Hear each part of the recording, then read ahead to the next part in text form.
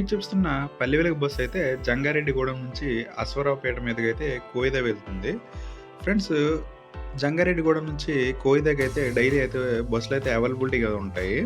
జంగారెడ్డిగూడెం నుంచి కోయిదాకి అయితే డిస్టెన్స్ చూసుకున్నట్లయితే 87 కిలోమీటర్లు అయితే ఉంటుంది. 2 గంటలు ఆపై జర్నీ అయితే ఉంటుంది.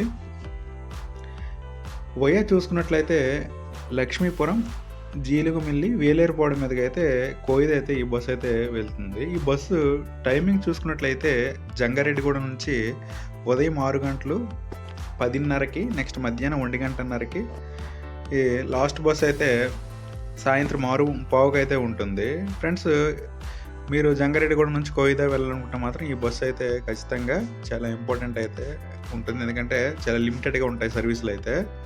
ఇది ఫ్రెండ్స్ మరి నా వీడియో నచ్చితే మాత్రం లైక్ చేయండి, షేర్ చేయండి, ఛానల్ అయితే సబ్స్క్రైబ్ చేసుకోండి. Okay, thank you guys.